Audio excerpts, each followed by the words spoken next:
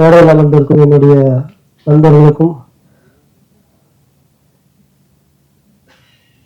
இயக்குனர் பாலாஜி சக்திவேல் அவர்களுக்கும் என்னுடைய வணக்கத்தை தெரிவித்துக் கொள்கிறேன்.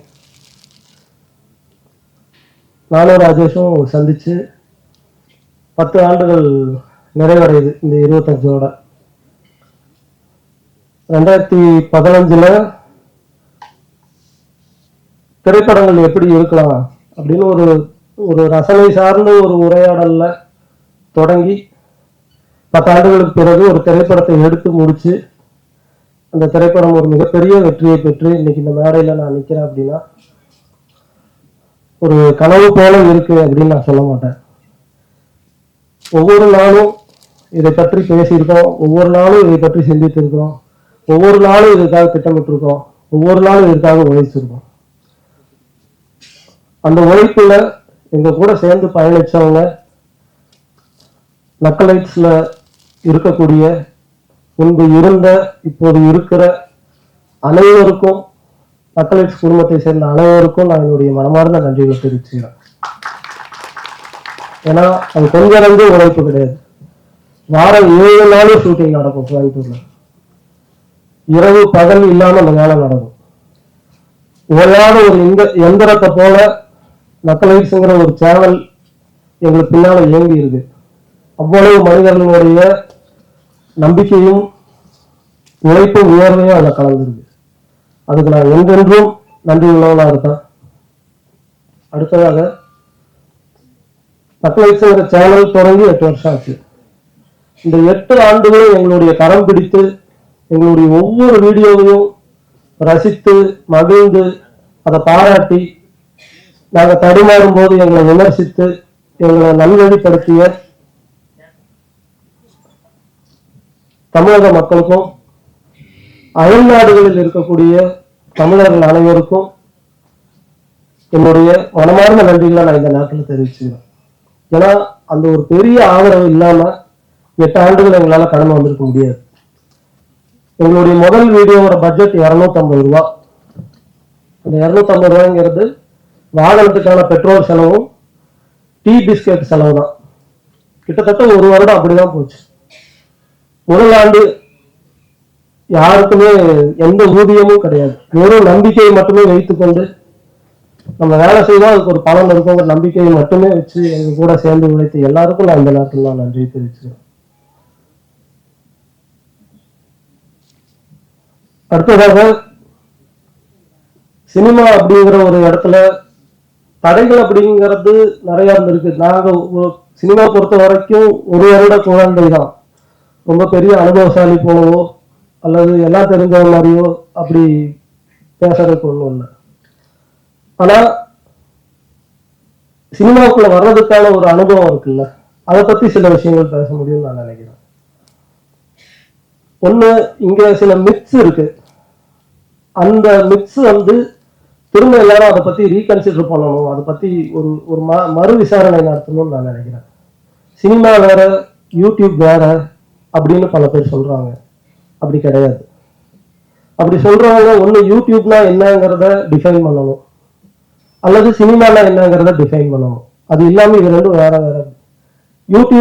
யூடியூப்ல தான் நாங்க சினிமாவுக்கான பயிற்சியே எடுத்தோம். யூடியூப்ல நாங்க சினிமா தான் செஞ்சுக்கிட்டு இருந்தோம். ஏன்னா யூடியூப் நமக்கு ஒரு 10 நிமிஷம் அவகாசம் கொடுக்கும். சினிமாங்கிறது 2 மணி நேரம் 2.5 மணி நேரம் அவகாசம் கொடுக்கும். அந்த 10 நிமிஷம் சினிமாவில் இருக்கிற லிபர்ட்டி கூட யூடியூப்ல இருக்காது. யூடியூப் இன்னும் ஒரு ஸ்ட்ரிக்டான மீடியம். 10 நிமிஷத்துக்குள்ள நீங்க ஆடியன்ஸை என்கேஜ் பண்ணி 10 நிமிஷமும் நீங்க வச்சிருக்கணும். உங்க கூட முதல் நிமிஷமே நீங்க உங்க ஆடியன்ஸை நீங்க என்கேஜ் பண்ணணும். இல்லைன்னா அடுத்த சேனலுக்கு ஸ்க்ரால் பண்ணி போயிடும். சினிமாவில் கூட 200 ரூபாய் கொடுத்து உள்ள வந்துட்டாங்கிறதுக்காக ஒரு அரங்கத்துக்குள்ள பல்ல கடிச்சுக்கிட்டு உட்கார்ந்து இருப்பாங்க. யூடியூப்ல அப்படி கிடையாது. யூடியூப்ல பல வகையான கண்டென்ட் கிரியேட்டர்ஸ் இருக்காங்க. ஆனா சின்சியரா சினிமாவுக்காக வேலை பார்க்குறவங்களும் இருக்காங்க.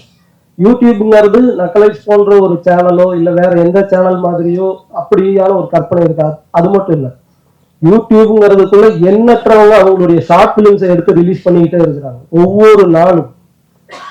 அந்த ஷார்ட் பிலிம்ஸ்க்குள்ள அவ்வளவு உயிர் இருக்கு, அவ்வளவு உழைப்பு இருக்கு, அவ்வளவு நம்பிக்கை இருக்கு. அது வெறுமனே யூடியூப்னு சொல்லி அப்படி ஒரு புறங்கையில் அதை தண்ணீர வேண்டாம்னு சொல்லி நான் எல்லாரையும் அன்போடு கேட்டுக்கிறேன்.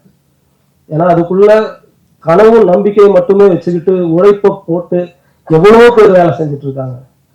அவங்க எல்லாருக்கும் உங்களுடைய அன்பு ஆதரவும் எங்களுக்கு கிடைச்சது போல அவங்களுக்கும் வேணும்னு நான் கேட்டுக்கிறேன்.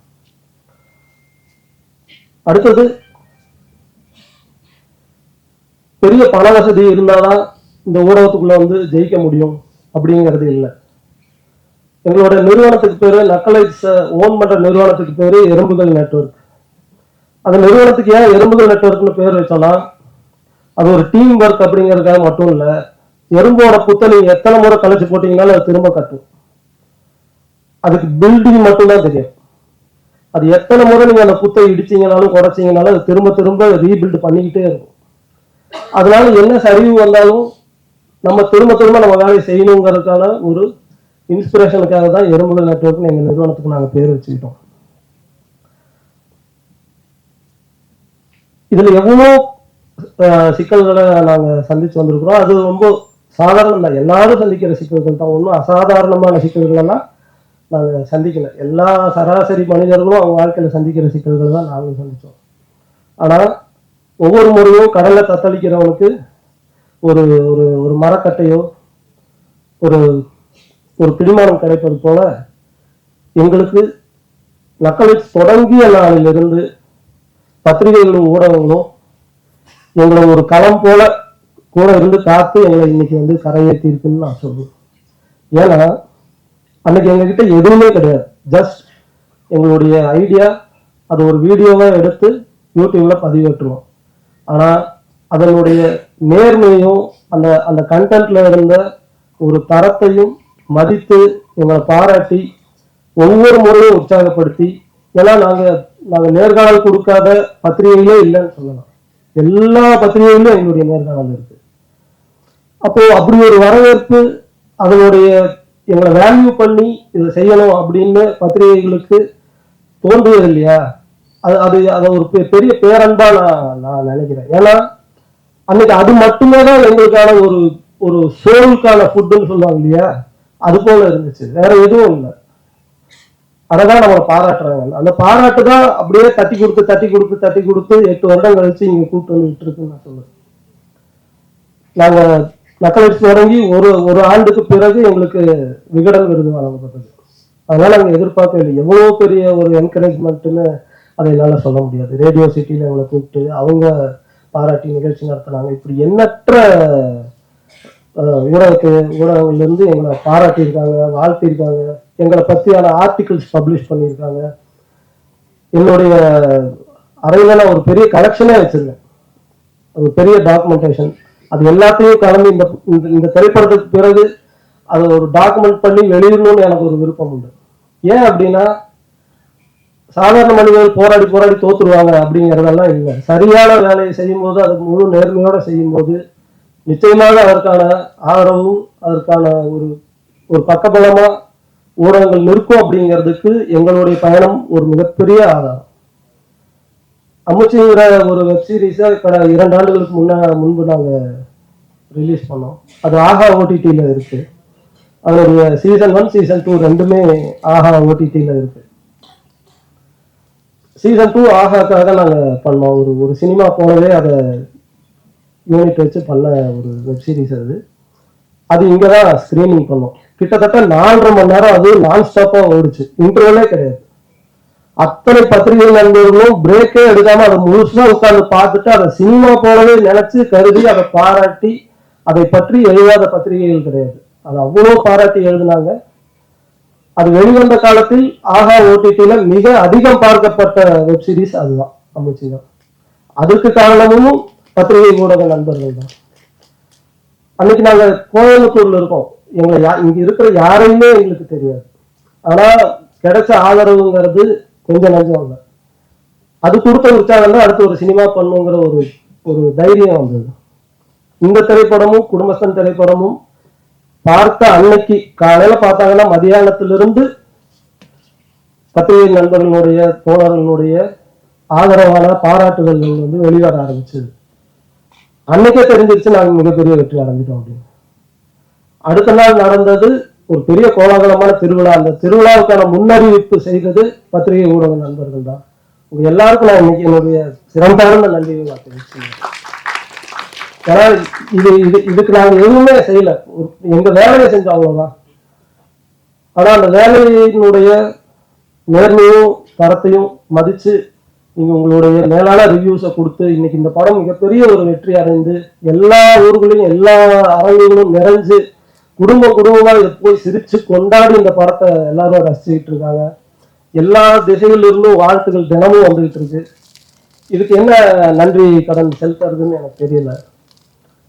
இனி வரக்கூடிய காலங்களில் எங்களுடைய எதிர்காலத்தில் செய்யக்கூடிய எல்லா திரைப்படத்தையும் இந்த படத்துக்கு எந்த நேர்மையான உழைப்பு கொடுத்தோமோ அதுக்கு குறையாம கொடுப்போங்கிறது மட்டும்தான் இதுக்கான ஒரு நன்றியா இருக்க முடியும்னு நான் நினைக்கிறேன். உங்க எல்லாருக்கும் நான் என்னுடைய மனமார்ந்த நன்றிகளை மீண்டும் ஒரு முறை தெரிவிச்சுக்கிறேன். ரொம்ப நன்றி.